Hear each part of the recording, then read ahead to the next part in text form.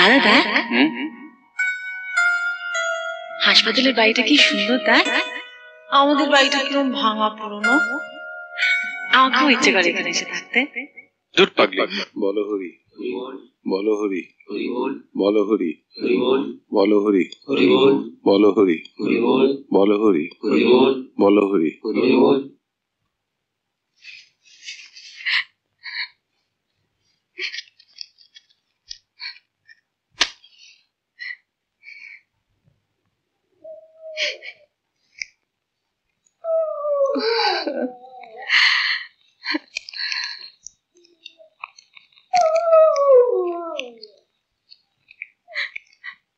মুখে দিন।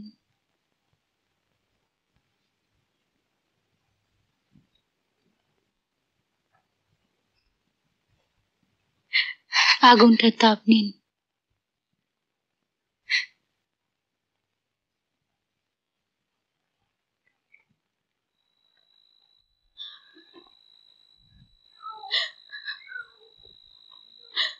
ননি বাবু, এখানে না, তুলসী মঞ্চে এখন।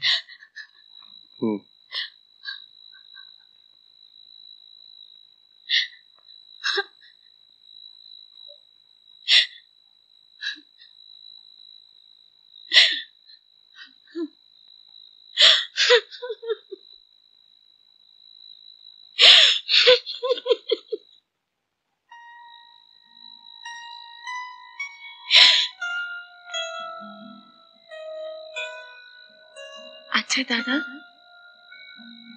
আমাদের বাবা মা আলোটা দেখে ঠিক চিনতে পারছে আমি প্রদীপটা দিচ্ছি। এই যা, নিভে গেল। ও দাদা, জেলে দিয়ে যা না। পোস্টমর্টেম রিপোর্ট অনুযায়ী কৃষ্ণাকে ধর্ষণ করার পর শ্বাসরোধ করে খুন করা হয়েছে। হ্যাঁ, ভাবাই যায় না। মেয়েটাকে গলা টিপে মারার পর ওরা টানতে টানতে নিয়ে গিয়েছিল। একটা জিনিস খুব পরিষ্কার, কাজটা পাকা হাতের নয়, আনাড়ির কাজ। হ্যাঁ, প্রফেশনাল কিলার হলে লাশ গুম না করে যেতই না। মাস্টারমশাই, আমার ধারণা ক্রিমিনালদের আপনার বোন চিনত, অন্তত একজনকে। রেপ এন্ড মার্ডারের মতো এমন একটা ক্রিমিনাল আমার হাতে ক্ষমতা থাকলে সালাদের আমি জ্যান্ত পুঁতে ফেলতুম। অথচ খুনিরা ধরাও পড়বে না, সাজাও পাবে না, তার আগে অনেক টাকা লেনদেন হয়ে যাবে। কেন মশাই, আমরা নেই? হ্যাঁ, তাই যেন হয়। কৃষ্ণার মতন মেয়েকে যারা খুন করেছে, ভগবান যেন তাদেরকে ক্ষমা না করে। ডাক্তারবাবু, আমার ছেলের হয়ে আপনার কাছে ক্ষমা চাইছি। আরে জি জি জি, আপনি ক্ষমা চাইছেন কেন? কি হয়েছে? কালকে পল্টু আর জন মারামারি করেছে। মারামারি করেছে? হ্যাঁ। ও ঠিক আছে ঠিক আছে, আপনি কিছু ভাববেন না।